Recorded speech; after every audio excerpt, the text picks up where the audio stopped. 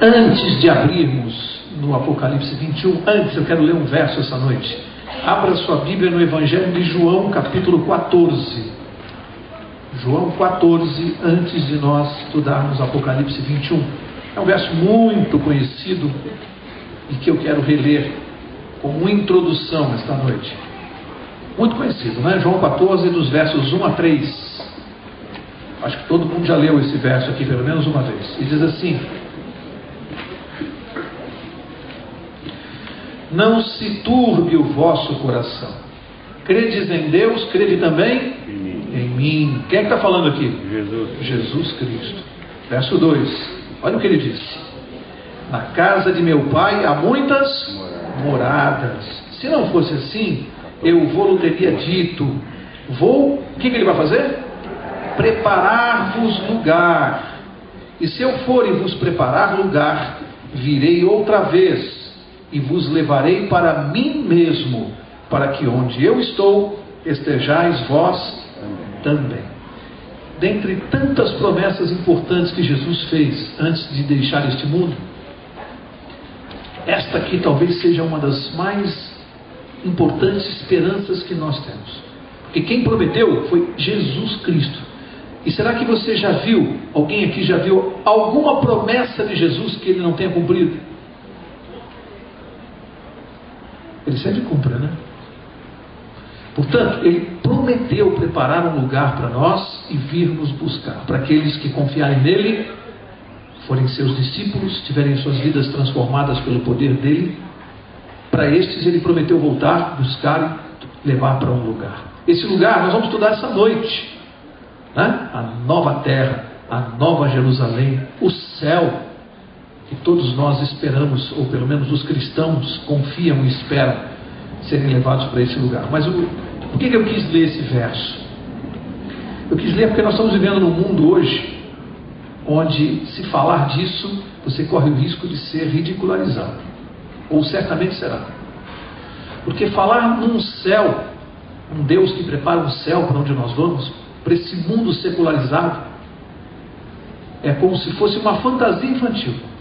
Céu, para a maioria das pessoas, especialmente para os eruditos, céu é uma fantasia infantil. Só que nós vamos ver essa noite, primeiro, que Jesus prometeu, confirmou que o céu existe, prometeu nos levar para lá, e nós vamos ver, através da profecia desta noite, características deste lugar, como a Bíblia descreve, como ela dá algumas características desse lugar. Ou seja, Deus não está brincando. Vamos abrir lá, Apocalipse capítulo 21, verso 1, e diz assim: então vi um novo céu e uma nova terra, pois já o primeiro céu e a primeira terra passaram, e o mar já não existe. O profeta aqui, João, recebeu em visão o novo céu e a nova terra onde nós vamos morar. E aqui tem uma informação interessante, né? Primeiro diz que o primeiro céu e a primeira terra, qual é o primeiro céu e a primeira terra? Esse aqui que nós estamos vivendo agora.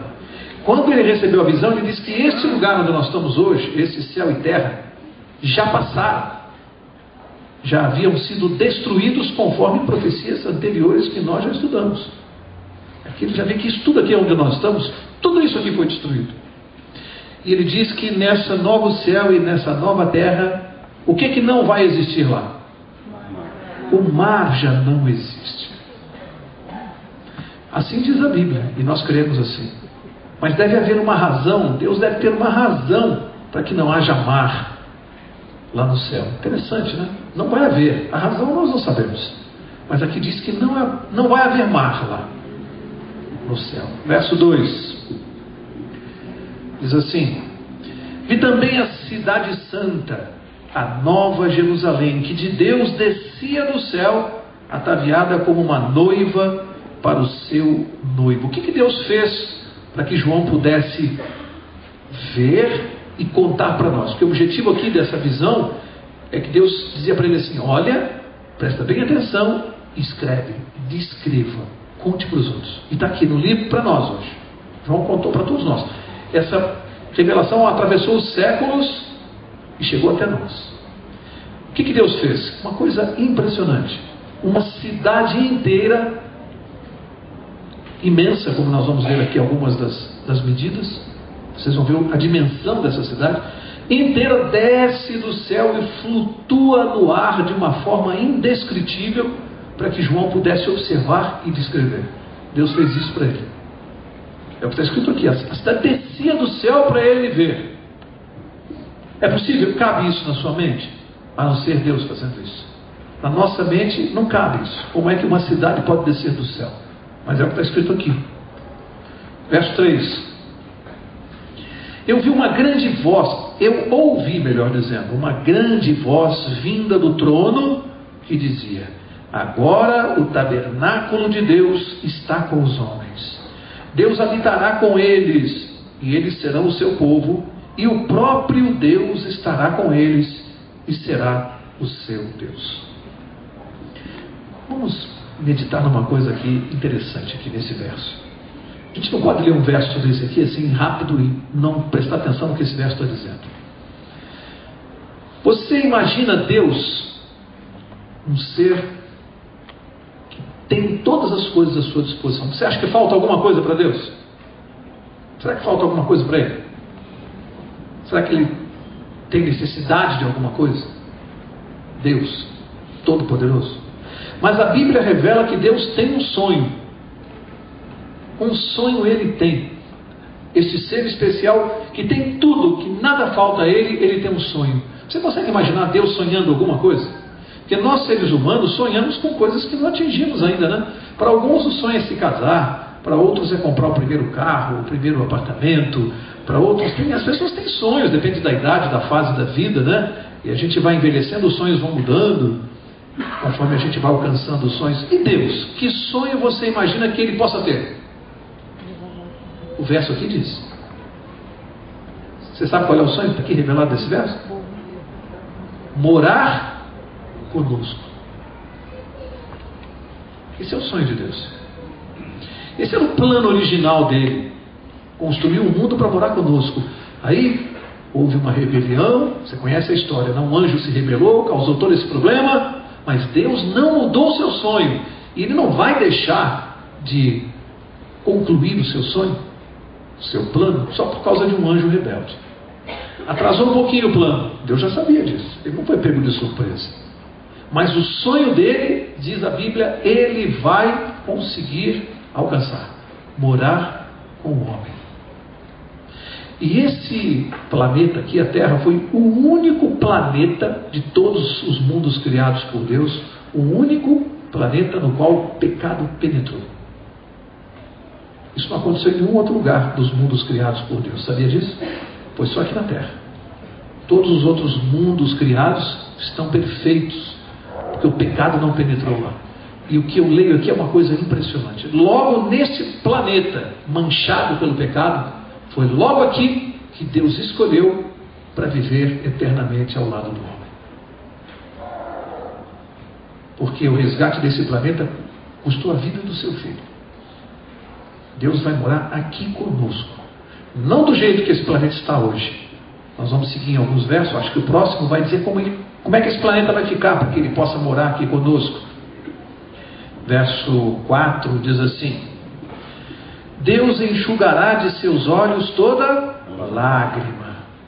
Não haverá mais morte, nem pranto, nem clamor, nem dor, pois já as primeiras coisas são passadas. Olha, eu não sei se você consegue alcançar o que este verso está dizendo. É um dos versos mais citados em momentos de dificuldade para as pessoas. Talvez, em todos os velórios que eu fui até hoje, talvez este seja um dos versos campeões que se citam nos velórios, né, pastor? Por quê? O que esse verso está dizendo de tão importante?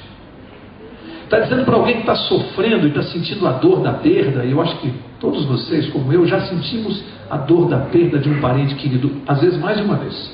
Você talvez já tenha sentido na pele o que é isso. É muito difícil esse momento.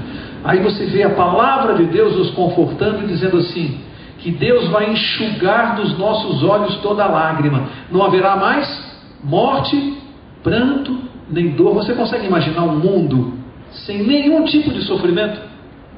Você acordar, passar todo o tempo da sua vida, os anos, a eternidade, sem saber o que é morte, dor, doença, depressão, angústia, mágoa, raiva, ódio. Você consegue vislumbrar um mundo assim? É isso que Deus está prometendo para nós. É chato morar num mundo sem morte, sem doença, corpo perfeito. Eu estou vendo as mulheres olhando para mim, já imaginando, né? Corpo perfeito, né, mano? As mulheres, ó, sem celulite, sem varizes. É isso que Deus está prometendo. Porque se tem gente que às vezes não se esforça para ir para o céu, quando uma mulher ouve isso, pronto, aí ela vai fazer todo o esforço para ir para o céu. É isso que Deus está prometendo, sem dor, sem sofrimento, sem... Gente, nós não conseguimos imaginar o que é isso na nossa vida. Por melhor que você esteja, ou que alguém esteja, por melhor que esteja financeiramente, fisicamente, de saúde, por melhor, sempre tem alguma coisa pegando, não é?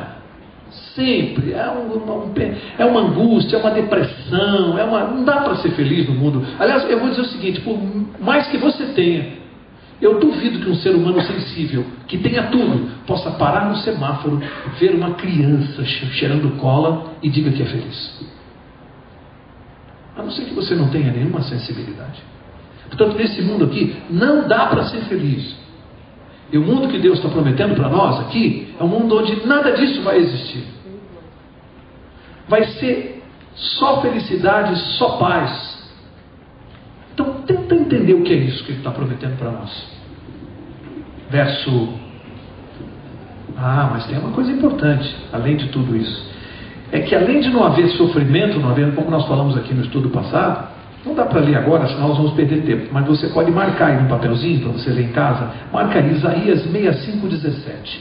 Não precisa pegar esse verso agora. Sabe por quê? Sabe o que está escrito lá em Isaías 65:17?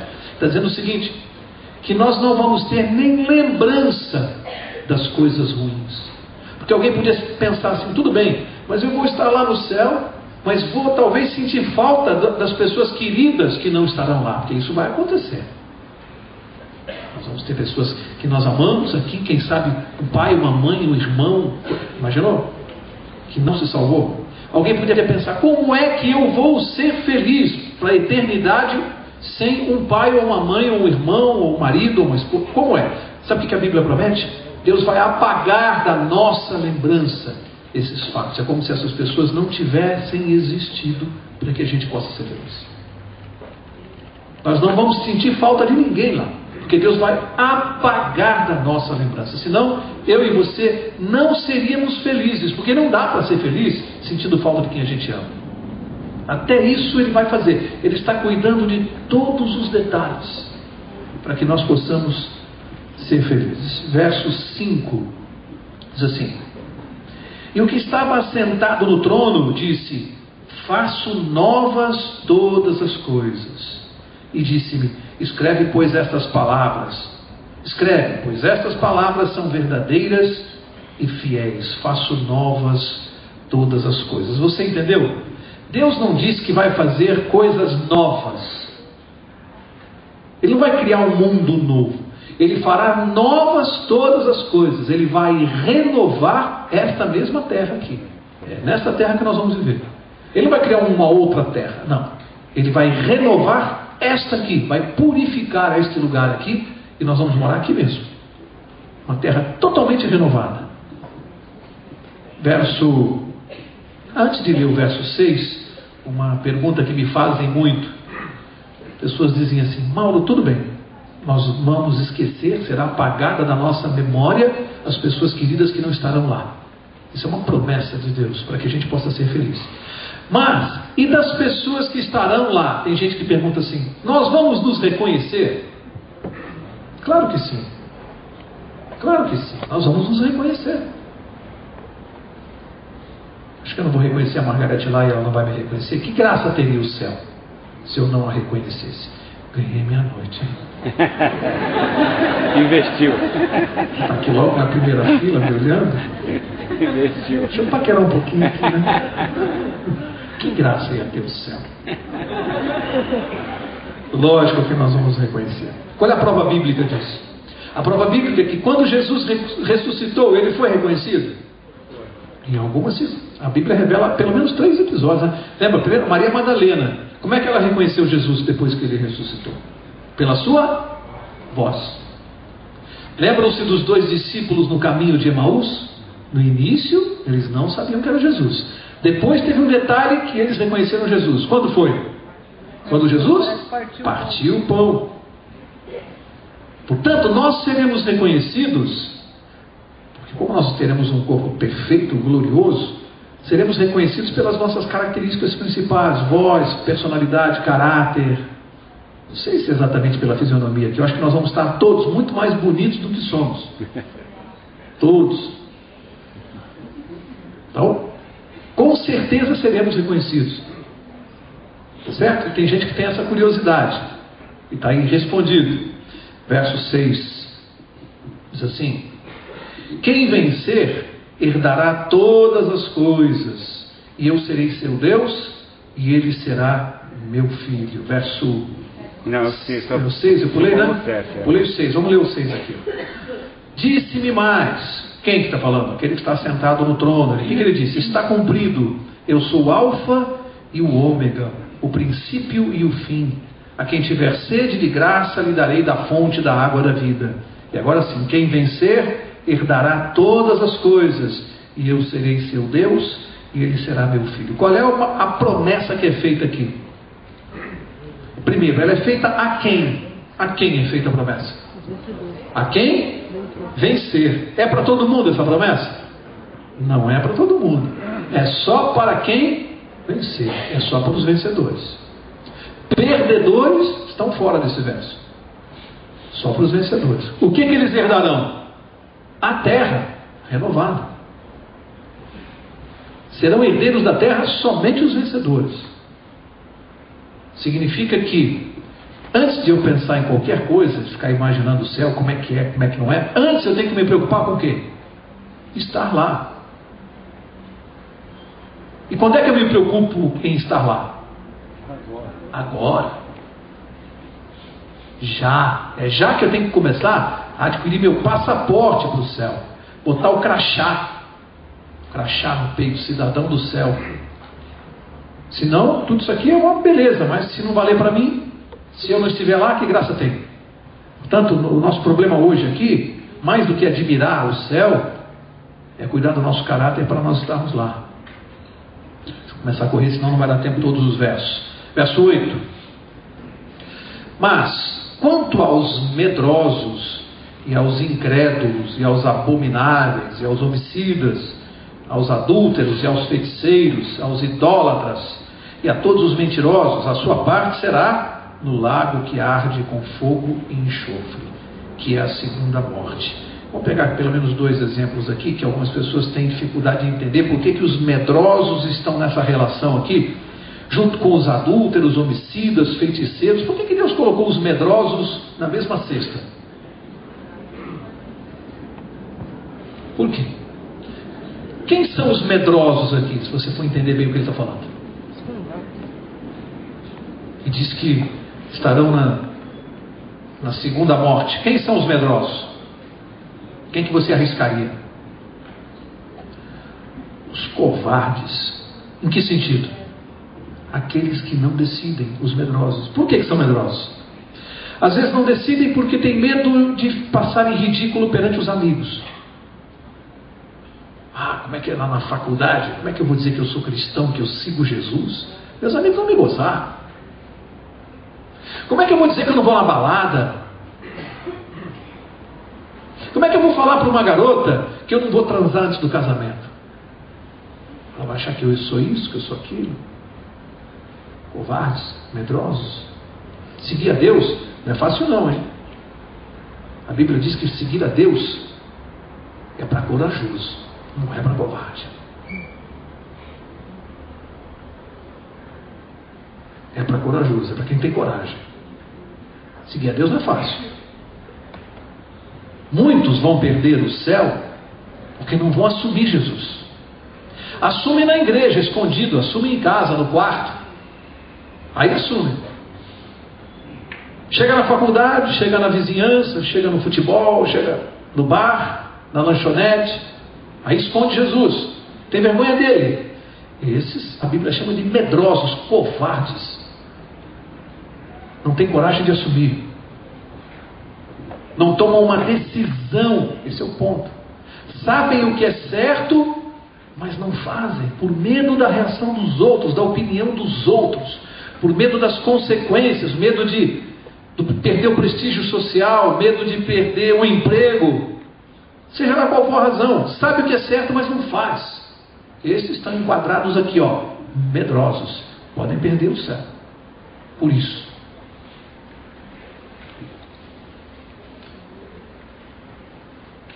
Verso 9.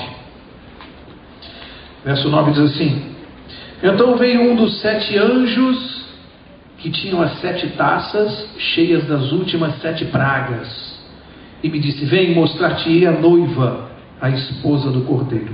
Do 9 ao 16 eu vou ler numa tacada só, porque são versos descritivos. Então ele vai mostrar agora a noiva do Cordeiro. Quem que é a noiva do Cordeiro? Ele vai mostrar, verso 10, ó. E levou-me em espírito a um grande alto monte, e mostrou-me a grande cidade, a Santa Jerusalém, que descia do céu da parte de Deus. Quem é aqui no Apocalipse 21 a noiva, a esposa do Cordeiro? Quem é? A Nova Jerusalém. Tem gente que respondeu a igreja de Deus. De uma certa forma está correto, porque uma cidade ela só existe quando ela tem os seus habitantes.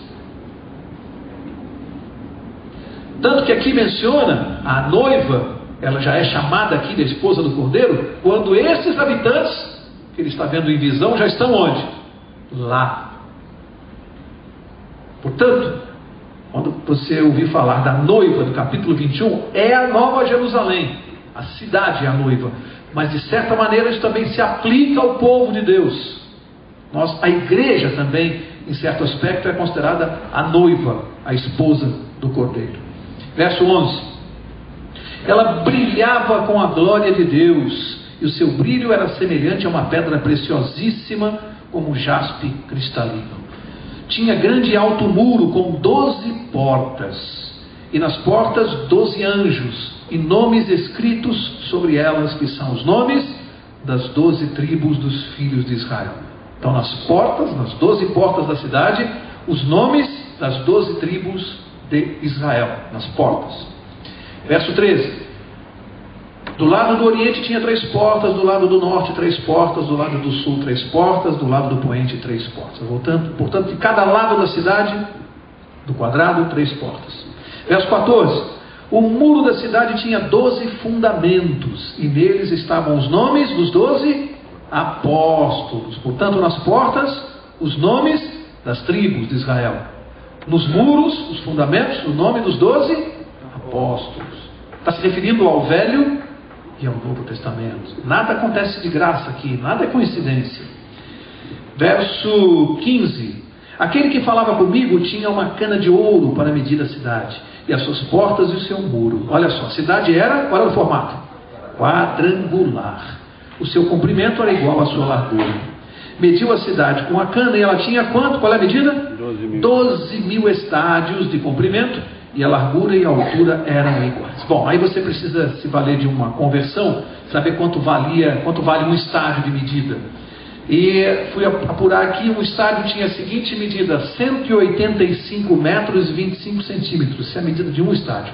Aí você multiplica por 12 mil, você vai chegar ao seguinte número: a Nova Jerusalém, a cidade media 2.223 quilômetros.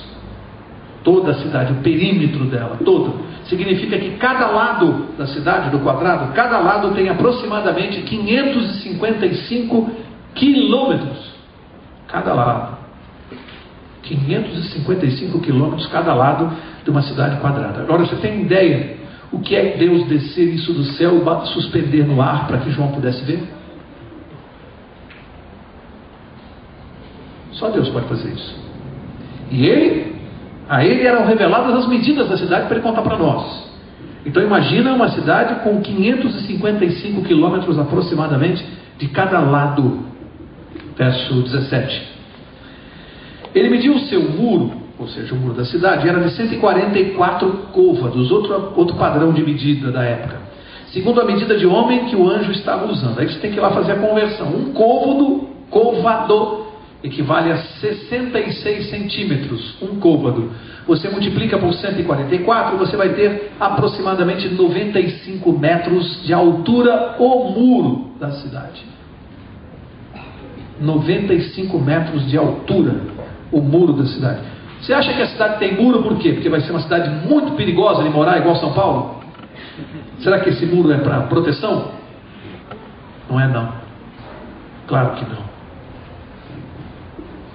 Verso 18. Olha só. O muro era construído de jaspe. Jaspe é uma pedra preciosa. E a cidade era de ouro puro, semelhante a vidro límpido. Quando a Bíblia diz que o muro era de jaspe, cristalino, significa que de fora você vê tudo dentro da cidade. Ele era uma pedra preciosa, transparente. Então você pode ver o que está dentro. Imagina que coisa linda. Muro todo de jaspe. Verso...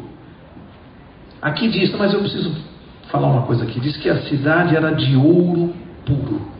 Esse verso aqui cai como uma bomba para o mundo que nós estamos vivendo hoje, onde o dinheiro parece que é o maior valor da sociedade, o maior bem. As pessoas vendem, não todas, talvez a maioria, ou grande parte delas, vendem o seu caráter por causa de dinheiro. Você está cansado de ver isso. Só não acontece isso na política, né? Porque tudo quanto é lugar acontece esse negócio de vender o caráter por dinheiro. E aqui você abre a Bíblia. E o que você lê?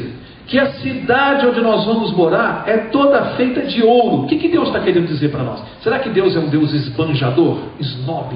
Será que é isso? Acho que você não acredita nisso. Aqui tem uma lição, não tem? Não tem uma lição no homem? Ou seja, o recado para quem lê é o seguinte: vocês estão se matando aí na terra por causa de dinheiro. Vocês brigam, se matam, perdem a paz, não dormem, envelhecem por causa de dinheiro. É só dinheiro o dia inteiro. E aqui, ouro, a gente anda em cima, pisa em cima. Vocês estão se matando por uma coisa que vai chegar aqui, vocês vão andar em cima do ouro. Deus está mostrando uma inversão de valores. Muita gente vai perder a eternidade por causa de dinheiro. Muita gente, não vai ser pouca gente, que vai perder a eternidade por causa de dinheiro. Porque tem gente que é assim, gosta muito de Deus, da religião, de Jesus, acha que ele prega coisas interessantes, começa a estudar a Bíblia, começa a ver ensinamentos importantes, começa a perceber que tem muita coisa ali que ele, de repente, chega uma hora e ouve que tem que devolver o dízimo, aí diz: opa, estou sentindo a mão no meu bolso, já não estou gostando. Botou dinheiro no meio, acabou a brincadeira. Tem gente que adora Deus, desde que não põe a mão no seu bolso. Tem gente que ainda coloca o dinheiro acima de Deus. Tem gente que coloca o dinheiro acima da família. Tem gente que coloca o dinheiro acima da moral, acima de tudo. Primeiro vem o dinheiro, depois vem o resto. Verso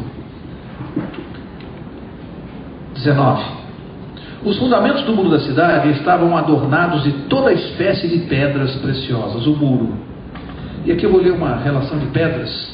Diz assim: o primeiro fundamento era de jaspe, o segundo de safira, o terceiro de calcedônia, o quarto de esmeralda, o quinto de sardônica, o sexto de sárdio, o sétimo de crisólito, o oitavo de berilo, o nono de topázio, o décimo de crisópraso, o 11º de jacinto e o 12º de ametista. Você já viu tanta pedra preciosa na sua frente? A gente, às vezes, a pessoa coloca um anel com um brilhantezinho aqui, ou um brinco, a pessoa fica lá, todo mundo fica assustado, olha o tamanho. Vocês entenderam o que Deus está fazendo aqui? Os muros da cidade são revestidos com tudo isso aqui, ou seja, isso lá no céu, transparente. Nela não vi templo, porque o seu templo é o Senhor Deus Todo-Poderoso e o Cordeiro. Eu confesso a vocês que quando eu li esse verso pela primeira vez, há 13 anos atrás, primeira vez que eu li isso aqui, eu eu me assustei, ou pelo menos estranhei, porque eu estou lendo sobre a nova terra, Deus vai morar conosco, e de repente chega um verso que diz assim: lá não vai ter templo, não vai ter igreja. Eu parei para pensar, ué, no céu não vai ter igreja? Demorou para cair minha ficha. Por que não vai ter igreja no céu? Qual é a única função da igreja, ou a maior? Não vou dizer que é a única, mas qual é a maior função da igreja? O que te passa na cabeça hoje quando você pensa numa igreja? Quando você pensa nesta igreja? Qual é a maior função da igreja? Buscar Deus. O que é? Encontrar com Deus. Eu estou ouvindo um burburinho, não consegui ouvir a resposta. Buscar a Deus. Tudo isso, mas qual é a maior função? É levar as pessoas para o céu, gente. O que nós estamos fazendo aqui? Dando informação para as pessoas para ela ir para o céu. Isso aqui eu estou resumindo, mas não é isso aí. Qual é a função da igreja hoje? Ser instrumento de salvação. Quem salva é Jesus, não é a igreja, hein? Por favor, preste atenção. Igreja não salva ninguém. Nenhuma. Igreja não salva ninguém. Quem salva é Jesus. A igreja é instrumento. Mas a função principal de uma igreja é levar a pessoa para o céu, para morar com Jesus. Se você já está lá, qual é a função da igreja? Lá. Acabou. Já cumpriu sua função. Então qual é a função desta igreja, se alguém te perguntar? Tem várias coisas que ela faz importantes, várias, mas a primeira, fazer com que todos que estão aqui dentro e fora estejam no céu. Se a igreja conseguir fazer isso, cumpriu sua missão. Deu para entender? Lá não precisa de igreja. Primeiro porque eu já estou lá. Segundo porque quem vai estar lá? O próprio Deus. Onde o próprio Deus está presente precisa de igreja? O próprio Deus é o templo. A própria presença dele já é o templo. Não precisa mais. Portanto, esse verso aqui ele é muito importante pelo aquilo que ele diz para nós. Primeiro, porque hoje eu descubro através desse verso a baita responsabilidade que Deus colocou nas nossas costas. Para nós que aqui estamos e para vocês que estão chegando, estão se unindo a nós. Você não vai chegar aqui para ficar sentado. Você também vai trabalhar. Porque você também vai arregaçar as mangas e vai ajudar outros a irem para o céu, ou não? Você vai ajudar aqueles que nós não alcançamos. Quem são? É o seu vizinho, não falo com ele, é o seu colega de trabalho, não conheço. É o seu namorado, é a sua namorada. Aqueles que a gente não conhece, é você que tem que ir. Ficou com a responsabilidade de apresentar Jesus que leva para o céu. Onde que eu parei? Verso 22. Agora estamos no 23. O 23 diz: a cidade não necessita nem do sol nem da lua para que nela resplandeçam, pois a glória de Deus a ilumina e o cordeiro é sua lâmpada. É interessante, não precisa de sol e lua numa cidade onde o brilho de Deus ilumina. Vai ter noite no céu? Por que não vai ter noite? Por que não vai ter noite? Nós não lemos que Deus vai estar presente lá.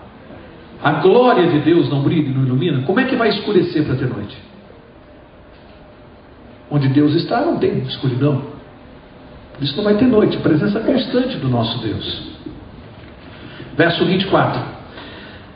Interessante aqui, olha o que diz aqui. As nações andarão à sua luz e os reis da terra trarão para ela a sua glória e honra. Por que aqui fala que as nações andarão à sua luz, hein? Por que está falando isso aqui?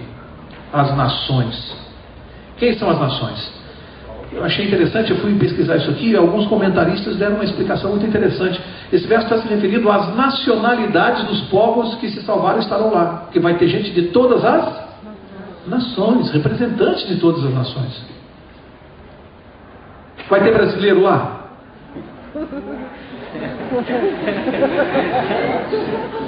Que conceito você faz do seu país? Claro que vai ter brasileiro lá. Vai ter argentino lá? Responde que vai, cara. Pena. Pouco. Olha o perdão, irmão. Olha o perdão. Temos que exercitar o perdão, tá? Estou brincando, é lógico. Vai ter gente de todas as nações e raças e credos. Assim nós cremos, né? Por isso aqui diz que as nações estarão lá. E fala que os reis da terra... Por que os reis, aqueles que estão lá, são chamados de reis? Porque não lemos um verso anterior que fala que eles reinarão com Cristo. Portanto, quem está lá é rei. Todos que estarão lá serão reis. Você vai ser rei e rainha? Só pelo fato de reinar com Cristo, você é rei e é rainha. Ok? Verso 25. As tuas portas não se fecharão de dia, e noite ali não haverá. Não vai haver noite. E a ela trarão a glória e a honra das nações. Rapidinho para a gente terminar. O que nós vamos fazer lá, hein? Vai ter alguma atividade lá? Tem pessoas que imaginam o céu um lugar monótono. Tem gente que fala assim: o céu é um lugar onde os anjos ficam tocando harpa o dia inteiro. Aí fala isso com um jovem, né, um garoto ativo pra caramba, ele fala: que coisa chata, ir pro céu para tocar harpa. Quem que quer ir pro céu se você apresentar um céu assim? Então, vamos ver o que a Bíblia menciona para nós, que nós vamos fazer lá, bem rapidinho. Marca essa página aqui que nós vamos voltar, a última página da Bíblia, né? Vai lá em Isaías 65, bem rapidinho. Vamos ver alguns rápidos, umas pinceladas sobre coisas que nós vamos fazer no céu. A Bíblia informa várias. Isaías 65. Isaías 65, verso 21, algumas das atividades, né? O verso 21 diz assim: edificarão casas e nelas habitarão, plantarão vinhas e comerão seu fruto. Não edificarão para que outros nelas habitem, nem plantarão para que outros comam. Pois os dias do meu povo serão como os dias da árvore, e os meus eleitos gozarão das obras das suas mãos até a velhice. Olha só o que a Bíblia está dizendo: que nós vamos edificar as casas para nós mesmos morarmos. Você já imaginou o que sente um pedreiro quando lê esse verso aqui? Que mora numa casa simples, humilde. Ele sai para trabalhar e vai trabalhar construindo uma mansão que ele nunca vai morar nessa terra. Ele olha aquilo tudo que ele constrói e sabe que aqui ele nunca vai morar. Sabe o que a Bíblia está dizendo? Lá no céu, nós vamos construir as mansões que nós vamos morar. É diferente? Faz diferença? Diz que vamos conhecer os frutos das nossas mãos. Aquilo que nós fizermos vai ser para nós também. Vamos poder desfrutar daquilo que hoje para alguns é inacessível. Mas aqui está dizendo que nós vamos edificar casa. Alguém vai ficar tocando harpa só no céu? Vai ter trabalho lá físico? E engraçado que outro dia, dando um estudo bíblico, eu li esse verso aqui, pastor, para um cidadão, que ele falou para mim assim: o quê? Mas eu vou para o céu para trabalhar lá também? Eu pensei que não tinha trabalho lá. Vai ter que trabalhar. E já começou a achar que já não é um bom negócio ir para o céu. Porque falou de trabalho para alguns, dá até arrepio, né? Gente, mas ele tem um conceito de trabalho humano aqui dessa terra que não tem nada a ver. Quando Deus criou o jardim do Éden e colocou lá Adão e Eva e pediu para eles lavrarem, mandou trabalhar, sim ou não? E eles se cansavam? Ficaram chateados? A maldição veio depois. Depois do pecado da serpente, Deus disse assim: comerás o pão com o suor do teu rosto. Ali foi colocada uma maldição. Mas o trabalho originalmente era uma coisa que dava prazer, alegria. Não se cansavam. É assim que vai ser no céu. Lógico que nós vamos ter atividade física também. Vamos ter trabalho. Mas não é um trabalho que cansa, que chateia. É um trabalho que dá alegria, que você faz com prazer. É muito diferente do conceito que você tem hoje. De fazer uma coisa que você não gosta. Lá vai ser com prazer, não vai ter cansaço. Vai ser só alegria. Portanto, vamos ter atividade física sim. Vamos ter atividade espiritual lá. Imagine com uma mente renovada, sem pecado. Nós teremos condições de estudarmos e aprendermos mais a respeito de Deus. Coisa que hoje a nossa mente não consegue nem alcançar, o amor de Deus. Hoje nós não conseguimos compreender. Nós não alcançamos. Lá vamos ter uma mente que Deus vai poder explicar coisas que nós vamos poder entender. Tem coisas hoje que Deus não revela e não explica. Por quê? Porque Ele é maldoso? Simplesmente porque nós não temos condições de entender.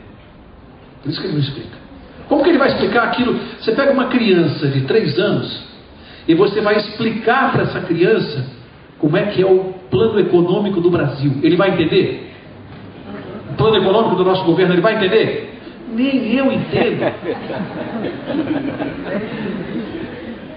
Como é que uma criança vai entender? Percebe? Agora, lá no céu, nós vamos ter uma mente capaz de entender as coisas mais profundas de Deus. Mistérios, coisas que são mistérios hoje para nós, lá no céu Deus vai nos explicar. Então, tenha paciência, tenha calma, espera um pouquinho. Tudo vai ter resposta. Tudo. Só que quando nós tivermos mente capaz de entender a resposta. Porque respostas Deus tem. Nós é que não temos capacidade de entender hoje. Por isso Ele nos poupa do que nós não podemos entender. Último verso, volta lá, Apocalipse 21, verso 27 para encerrar. 21, 27 diz assim: e não entrará nela coisa alguma impura, nem o que pratica abominação ou mentira, mas somente os que estão inscritos no livro da vida do Cordeiro. Eu quero ler com você o último verso dessa noite, Evangelho de Mateus, capítulo 5, último verso para a gente encerrar. Mateus capítulo 5, Jesus no Sermão da Montanha disse uma coisa tão simples e tão profunda. Mateus 5, verso 8. Mateus 5, 8 diz assim: bem-aventurados os... Algumas traduções falam limpos de coração, outras traduções dizem puros de coração. A mesma coisa, limpo ou puro de coração. Por quê? Porque eles verão a Deus, ou seja, estarão no céu. O que uma pessoa precisa fazer ou ter para estar no céu? Ser puro. Ser limpo de coração ou puro de coração. É fácil? É fácil. Se você ou eu tentarmos fazer essa limpeza, esqueça o céu. Esqueça. Se você achar que você é capaz de limpar o seu coração, esqueça. Essa é uma tarefa para quem? Para Jesus Cristo. Se você quer ser limpo de coração, dobre o seu joelho todos os dias, entregue-se a Jesus e deixe Ele fazer isso. Não tente fazer sozinho, você vai perder o céu. Você vai limpar um dia, no dia seguinte vai sujar de novo. Você vai limpar um dia, na hora seguinte vai limpar de novo. E você vai limpar, e na hora seguinte de novo. E vai chegar uma hora que você vai se cansar. E você vai dizer: não venço. Eu limpo o sujo, não tem jeito. Tem jeito sim. Entrega na mão de Jesus. Vai sujar cada vez menos. A limpeza dele começa durante uma semana, depois dura um mês, depois dura um ano. Você vai ver como vai ficar o nosso coração. Professor convidou uma pessoa muito interessante, que as crianças gostam muito, uma pessoa muito amiga das crianças aí, muito conhecida, e ele foi lá na escola. Estava na escola conversando com as crianças e de repente na sala de aula olhou para a classe e disse assim: vou fazer o seguinte, a semana que vem eu vou vir aqui e vou dar um presente para a criança que tiver a carteira mais limpa dessa classe. A criançada toda querendo ganhar um presente. E perguntaram: que dia que o senhor vem? Ele falou: não vou avisar, vou vir de surpresa. A criança que tiver a carteira mais limpa vai ganhar um presente, mas eu não vou avisar o dia nem a hora. E aí saiu da sala, uma menina falou assim: eu vou ganhar o presente. As outras ficaram rindo e falaram assim: você, a mais bagunceira da classe, olha a tua carteira, toda suja. Ela falou: vou ganhar. Como que você vai ganhar? Eu vou limpar minha carteira essa semana. Como essa semana? Mas ele não disse o dia que ele vai vir. E se ele vier um dia antes de você limpar? Aí ela coçou a cabeça e falou assim: então eu vou limpar minha carteira todo dia. Você falou todo dia. E se ele vier de manhã e você limpar de tarde? Aí ela ficou pensando e falou: então eu vou limpar toda hora. Aí as meninas falaram assim: mas se ele chegar no minuto antes de você limpar? Ela falou: já sei o que eu vou fazer. Eu vou manter a minha carteira sempre limpa. E o nosso coração? Nós vamos deixar para limpar na véspera? Só que ele não disse o dia que vai vir. Eu vou limpar todo dia? E se ele vier antes de eu limpar? Qual é a solução para nós? Manter o coração limpo. Manter. Eu tenho que me manter salvo. E como é que eu faço isso? Já expliquei aqui, a solução, a fórmula é a mesma. Pega na mão de Jesus, conversa com Ele, pede para Ele fazer isso.